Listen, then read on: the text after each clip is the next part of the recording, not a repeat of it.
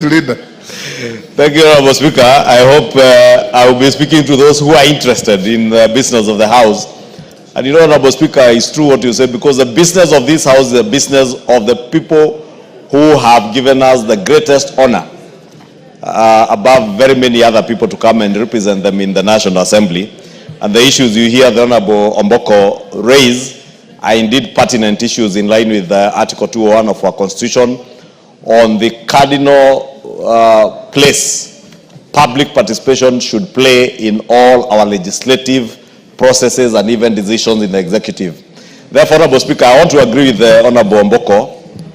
It is true the public participation process in the budget making process has been abused, grossly abused. And as Honorable Omboko says, that is why you find in a situation where 2 billion shillings was set aside for public participation, those who sat in the budget committee found it prudent or imprudent, whatever the case may be, to put an additional 10 billion shillings.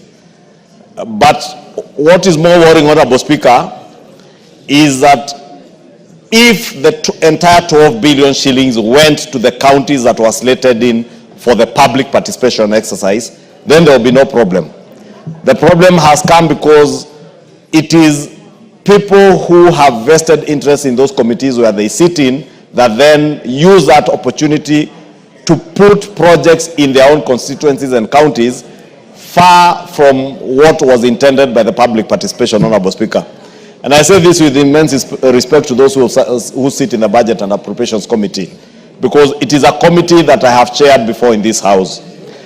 And the tradition that we had set right from the 11th Parliament, when the new Constitution came into being, is that money would be set aside for public participation, and over a period of 4 years, we would cover all counties in the country. And it is sad that some counties like Vihiga and the other 10 counties that were slated for benefit of these monies now lose out because of what is otherwise bad manners by ourselves, those who sat in the Budget and Appropriations Committee. And I say this, Speaker, because we have now reconstituted a new Budget and Appropriations Committee. Let me be on record, it will not be business as usual. This House will not sit back and allow members who sit in the Budget and Appropriations Committee to use the position they hold in that committee to appropriate money to only their constituencies at the expense of other Kenyans. Because all these 349 members come here to represent people. They come here to seek and lobby for resources to go back to their people. That is why the people of Vihiga are crying today. It is sad that you would find in a county that was to benefit from public participation, a national polytechnic in a county that was slated to benefit for public participation, getting a meager 10 million shillings, whereas in another county where a member in the Budget and Appropriations Committee sits in, a national polytechnic gets 250 million shillings. It is immoral, it is unethical, and very unprofessional of us who sit in those committees. And I say it will not be business as usual, because we have agreed as the House leadership, both in the majority and the minority party, that those who get the opportunity to sit in whichever committee you sit in that committee to ensure that there is equitable allocation and share of resources across the country. And we will make sure that that happens. And therefore, I wanted to urge the Honorable Omboko and the other members who are affected. I will engage with the National Treasury to ensure that those counties do not lose on account of the actions of the former Committee of Budget and Appropriations, so that within the next financial year, because they are now preparing the estimates for the next financial year, we factor in those counties that should have benefited this year and those that ought to benefit next year. But let this serve as a warning bell to the new committee. I know the committees are slated to hold their elections tomorrow. Whoever you elect in those committees, especially the Budget and Appropriations Committee, because it is one of the 18 committees whose mandate lapsed. And there are new members in that committee. An opportunity to serve in the Budget and Appropriations Committee of this House is not an opportunity to enrich yourself. It is not an opportunity to allocate resources to your constituency or your county or to those who you think are your friends above others. You must ensure, as members of that committee, there is equitable and fair distribution of resources, not just those in public participation. The reason why the Budget and Appropriations Committee has been elevated in our standing orders to be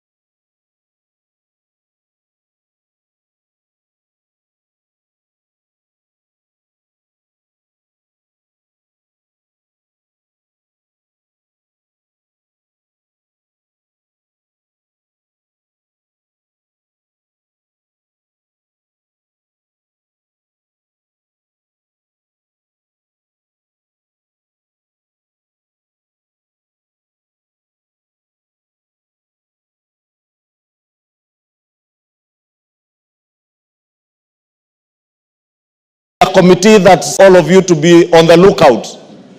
And we call out each other, because that is the only way we can be able to hold each other to account, for us to be able to hold those in the executive to account.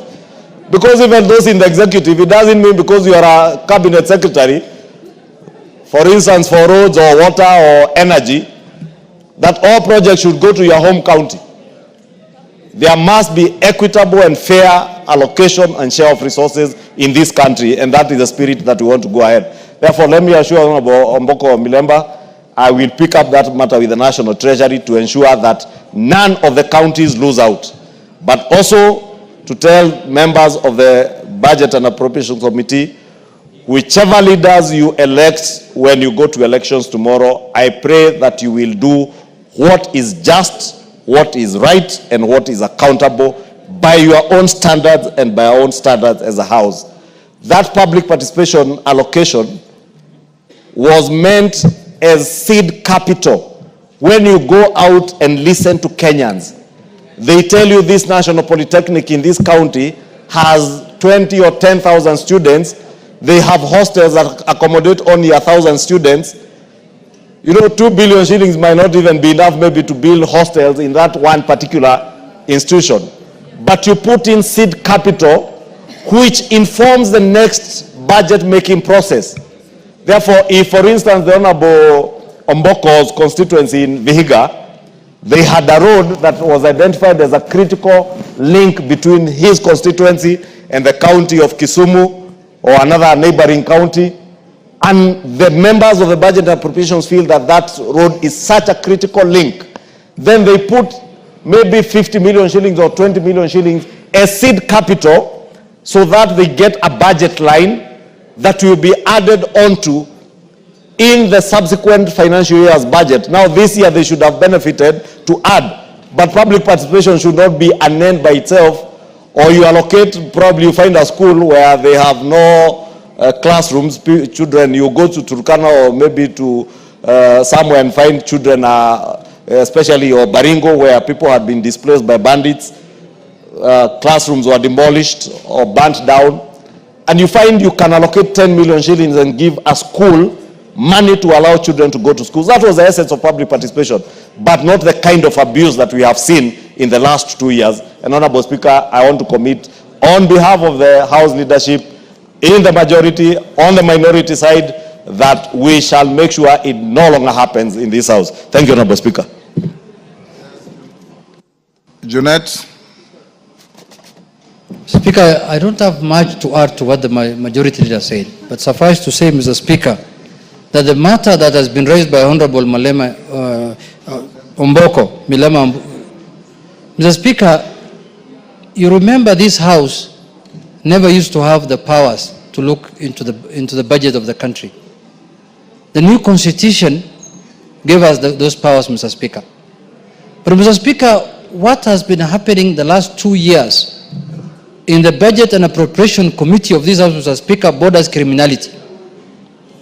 If we lay bare, Mr. Speaker, those things, as has been discussed in the retreat we had of the leadership in Naivasha and also in the House Business Committee, Mr. Speaker, those issues, those atrocities, Mr. Speaker, cannot be shied away from talking about, Mr. Speaker. Mr. Speaker, how on earth can one county have an allocation, budget allocation of 12 billion shillings and a whole region has 60 million shillings, Mr. Speaker? What kind of country are we living in? Mr. Speaker, the Budget and Appropriation Committee went around the country to do public participation. And they ended up agreeing that they are going to use 2 billion shillings to allocate to those counties that they have visited, Mr. Speaker. That amount ended up ballooning to 12 billion shillings, Mr. Speaker. And the beneficiary of that 12 billion shillings is not those counties that public participation was done on, Mr. Speaker. It is other counties and other constituencies, Mr. Speaker. The Budget and Appropriation Committee of this House has reached to the level where the chair of that committee, Mr. Speaker, now, members of Parliament are going to his constituency for benchmarking, Mr. Speaker. Benchmarking. And all of us are supposed to receive the same amount of NGD CDF, Mr. Speaker. What is making our members to go and benchmark in a colleague's constituency, Mr. Speaker? Because the colleague is receiving more funding because of him being the chairman of the budget committee. Let's be honest to Kenyans. Let's tell Kenyans the truth, that he was sitting in an advantageous position of chairing that powerful committee of the House, which you could do skewed allocation of resources to his constituents, Mr. Speaker. Otherwise, which member of Parliament here can afford through his NGCDF to build classrooms, plaster them, put windows, put roof, put tiles in the classroom, cabros in the... Mr. Speaker, which member of Parliament can afford to do that here? With a mere resources of 100 million shillings, Mr. Speaker, and advertise on Citizen Primetime News. Which member can do it? Can you raise up your hand if you can do that? None of the 349 members of this House, Mr. Speaker, can afford to do that. That can only be done by somebody who has access to bigger resources than any other member, Mr. Speaker.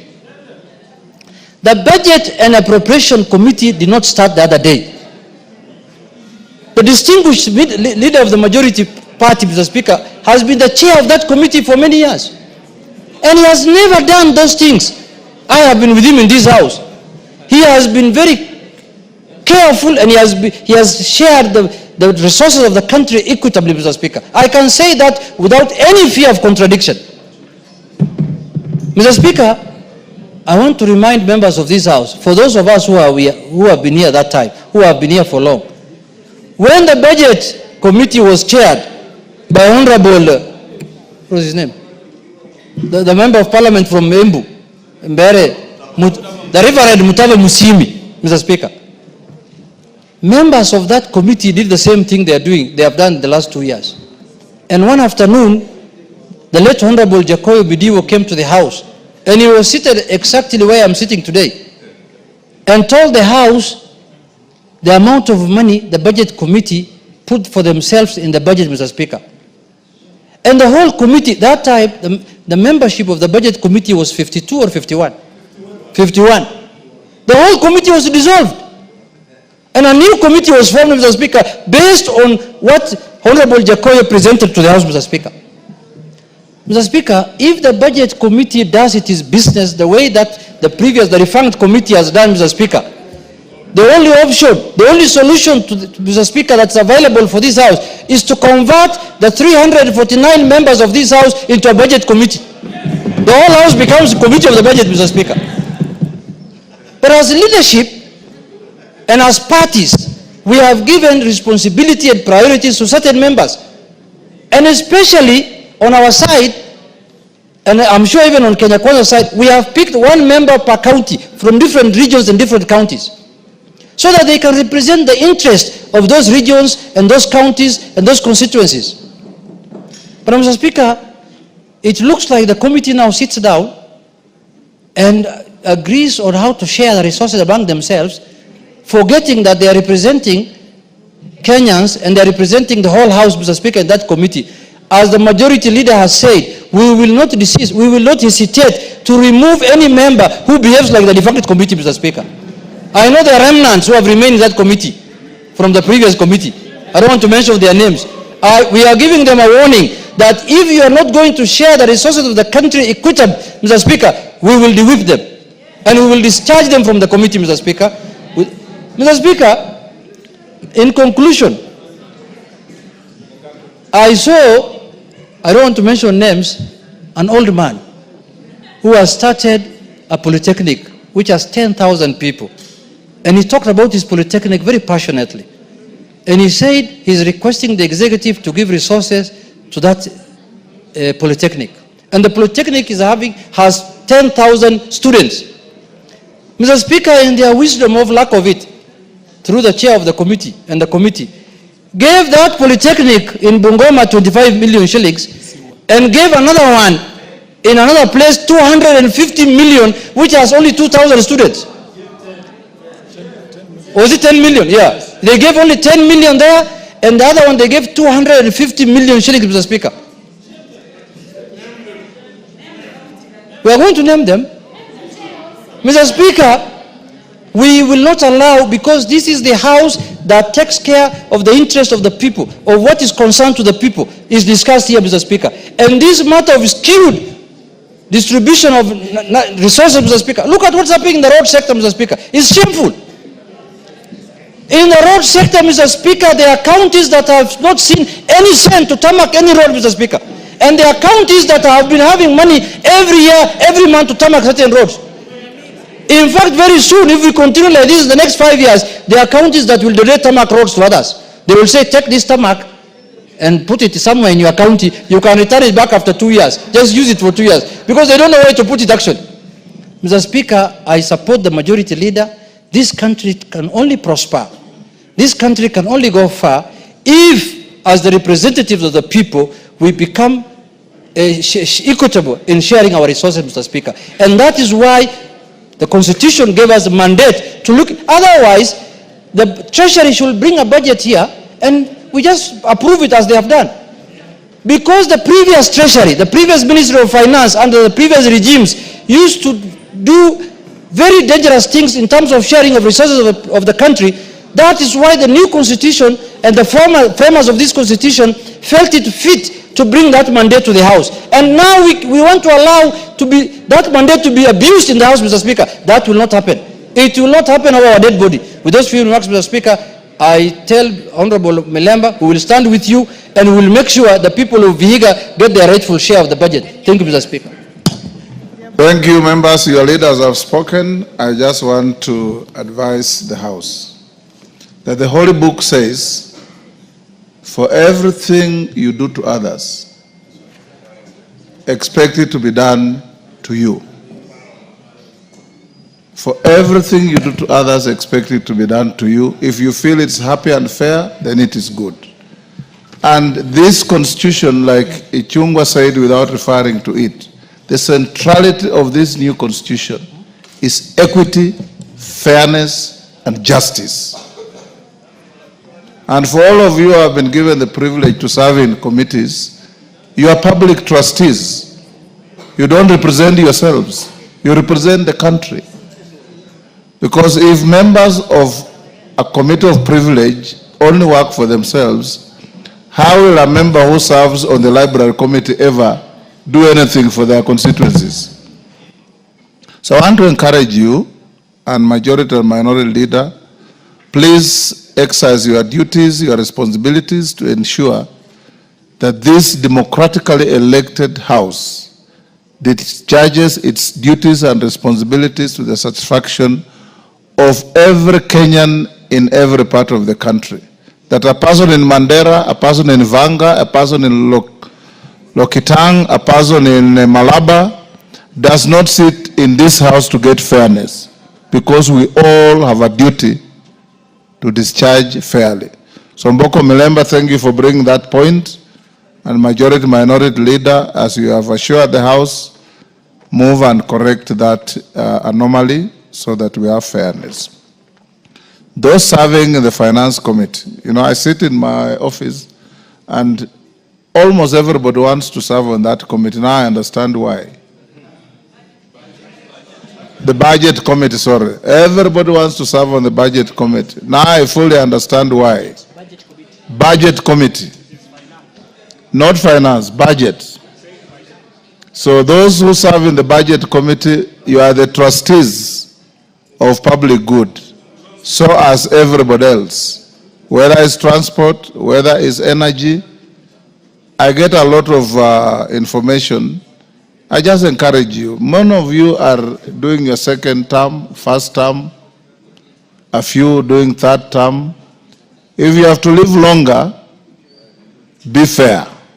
If you have to live longer, be just and be equitable in everything you do. Thank you. Farah Malim, yes, who is calling the speaker? Donya, on the same issue? That one is closed. What is it? Thank you, Mr. Speaker. You've guided us that now that our leaders have spoken, it's good to always give the people's leaders to echo their points. Sometimes they can miss something, Honorable Speaker, because they don't carry our heads. Thank you. We echo what they say. Thank you, Honorable Donya. That is why they are leaders. They carry your interests at all times. Honorable members in the Speaker's gallery, allow me to acknowledge Katunguru